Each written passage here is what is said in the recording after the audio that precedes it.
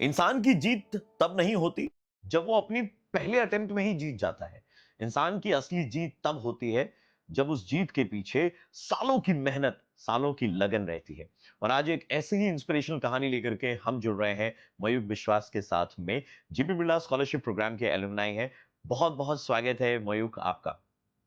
Thank you প্রবীণ।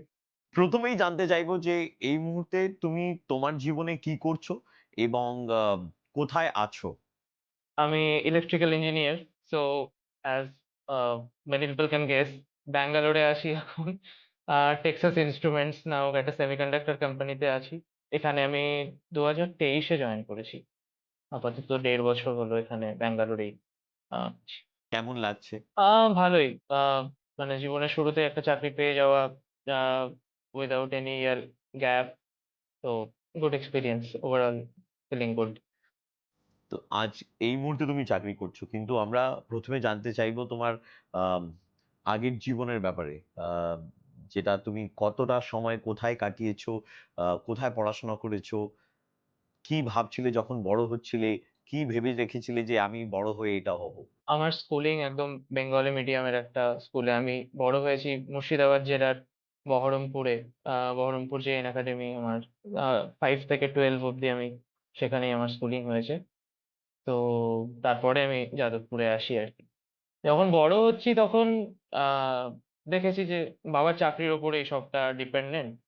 আর আ আমি যখন 11 এ পড়ি মোটামুটি আমার বাবা তখন রিটায়ার করেছে। তো ওই একটা চিন্তা ছিল, ক্যালকুলেশন ছিল যে আ আমাকে খুব তাড়াতাড়ি কিছু একটা করতে হবে। যেটা আমার একটা অ্যাটিটিউড এ চেঞ্জ মানে আমাকে নিয়ে আসতে সাহায্য করে।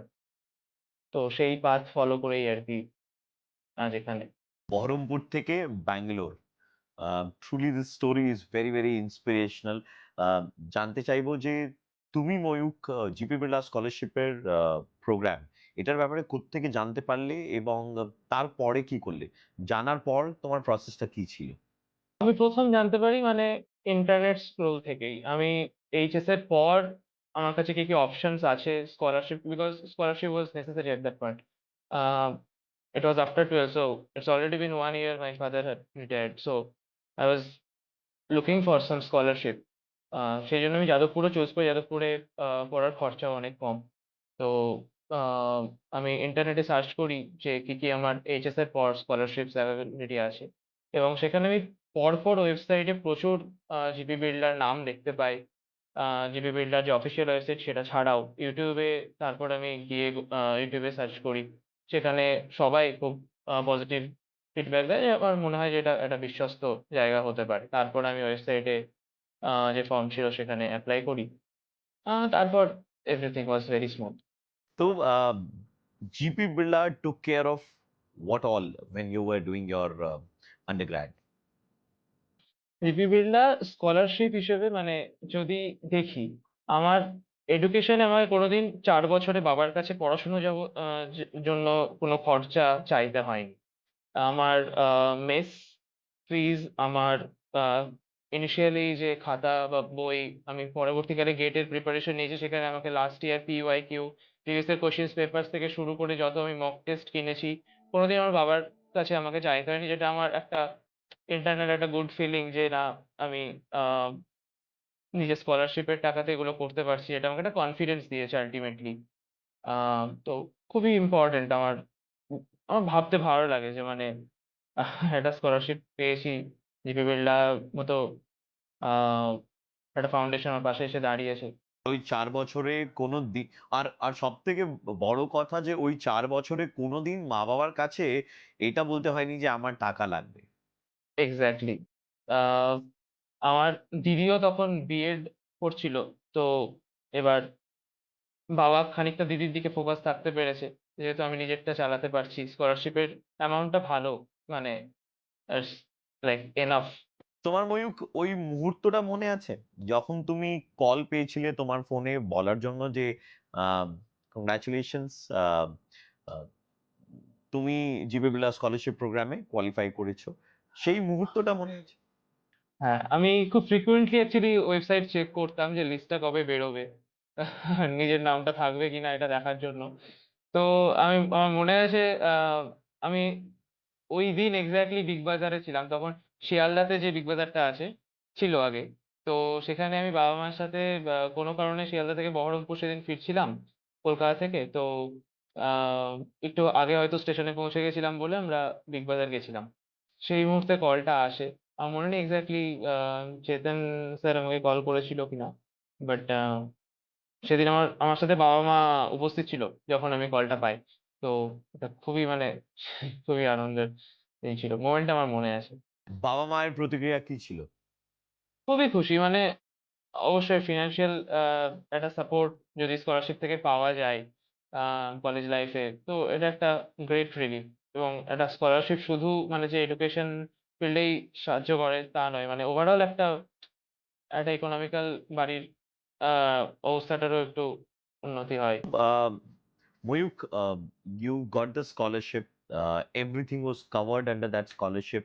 Uh, তোমার ওপর তোমার মনে হয় যে যদি স্কলারশিপ পাওয়া যায় তখন মানুষ অনেকটা রেসপন্সিবলও হয়ে যায় যে একজন আমাকে সাপোর্ট করছে to complete my education and achieve my dreams.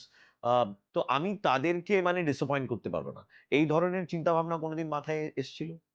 অবশ্যই মানে যখন একটা একটা ফাউন্ডেশন বা একটা সংস্থা আমার উপর টাকা ইনভেস্ট না এটা সাহায্য করছে। তো সেক্ষেত্রে এটা একটা বড় একটা কিছুর পার্ট যদি আমি নিজেকে করতে পারি। আমি যদি তাদেরকে আরো আমি এমন একটা জায়গাতে পৌঁছাতে পারি যেটা তাদেরকে আরো ইন্সপায়ার করবে আরো অনেক বাচ্চাকে সাহায্য করতে। তো ডেফিনিটলি এটা একটা ইন্সপায়ারিং। আমরা এখন বড় কিছু কন্ট্রিবিউট তো করতে পারছি না। অন্তত এই ছোট, ছোট এফোর্ট গুলো দিয়ে যাতে যারা সাহায্য করছে তাদেরকে যদি ইন্সপায়ার করা যায়। অ্যাবসলিউটলি। সো ময়ূক, কোনোদিন ভেবে দেখেছো যদি এই জিপি বিড়লা স্কলারশিপ প্রোগ্রাম না থাকতো তাহলে কি হতো? Things would be tough, more tough. যতটা স্মুথ হয়েছে ততটা স্মুথ ডেফিনিটলি হতো না। আমাকে আ কোনো একটা প্রয়োজনীয় জিনিস কেনার জন্য ভাবতে হয়নি যে আমি এই টেস্ট সিরিজটা কিনবো কিনা বা আমি এই বইটা কিনবো কিনা। আ বা এটা আমার এখনই প্রয়োজন কিনা। তো আমার কাছে যখন আ স্কলারশিপের টাকাটা পাচ্ছি তখন আমি আমি নিজেকে যতটা equipped রাখতে পারি আমার যেগুলো প্রয়োজন, নিজের প্রয়োজনের যেন কোন রকম পড়াশোনাতে যেন কোন রকম আমাকে কম্প্রোমাইজ না করতে হয়। আচ্ছা ময়ূক, আমি জানতে পেরেছি যে তুমি এখন ব্যাঙ্গালোরে যেখানে চাকরি করছো সেখানে প্রত্যেকদিন ৩ কিলোমিটার তুমি সাইকেল চালিয়ে যাও আর সাইকেল চালিয়ে আসো। এটা কি সত্যি? আমি কারণ to avoid jam first of all, traffic jam is the issue in Bangalore.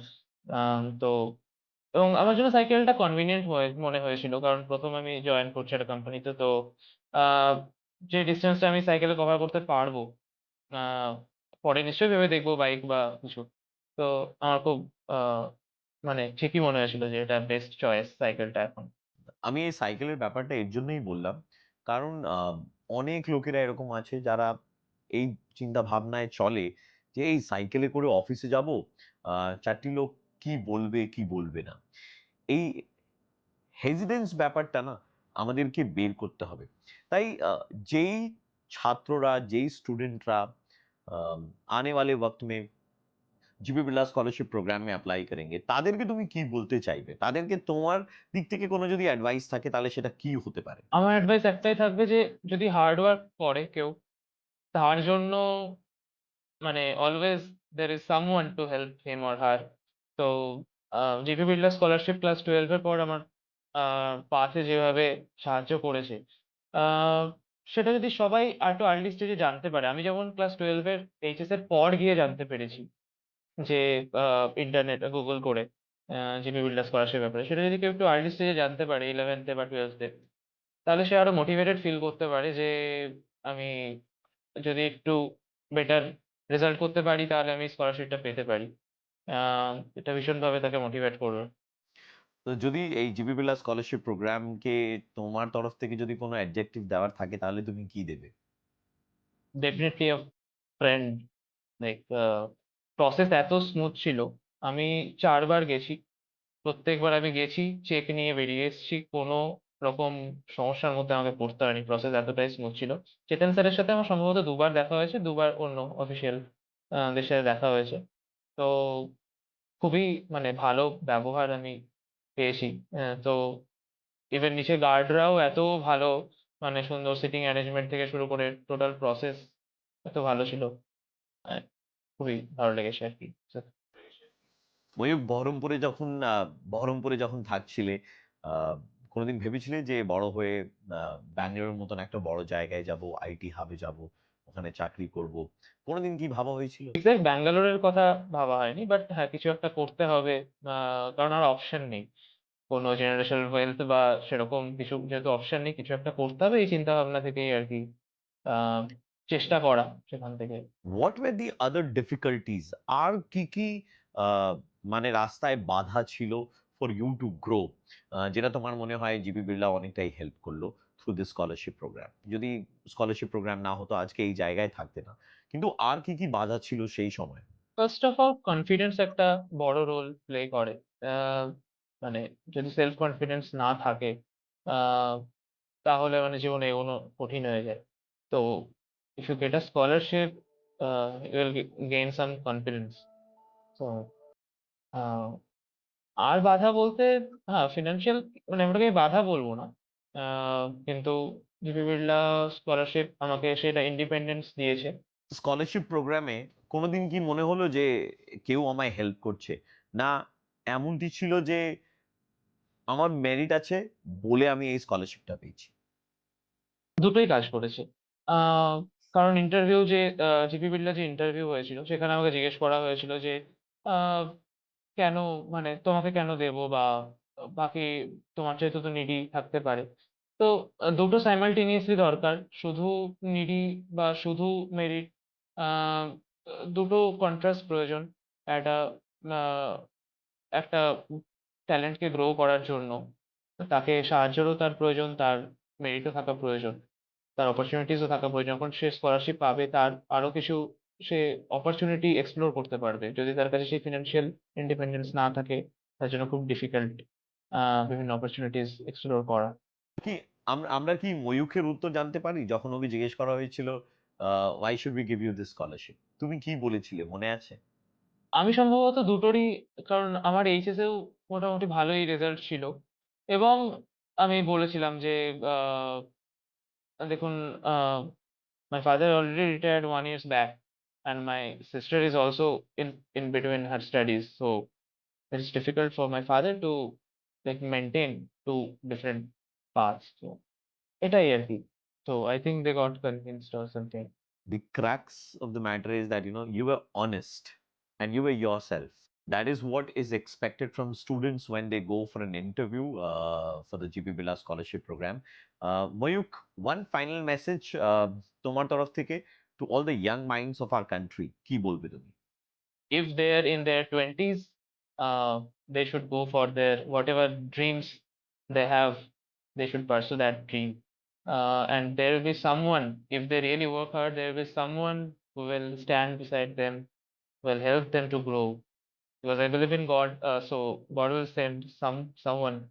It can be in the means of GP Birla, it can be some other form. So people will be there to guide you, to help you. You will find a way yourself. So stay focused. Keep your eyes and ear open and be very very attentive. कभी ना कभी कहीं ना कहीं से opportunity जरूर आती है। अपॉर्चुनिटी जो है वो हर किसी के दरवाजे पर दस्तक देती है, बस उस वक्त आपको दरवाजा खोलना रहता है। But honesty is the key to success, and people like Mayuk Biswas from Berhampur to Bangalore, they're only because of their hard work, dedication and honesty. And we at GP Birla scholarship program are really proud of you as an alumni member of our program. Thank you so much. Thank you, Mayuk.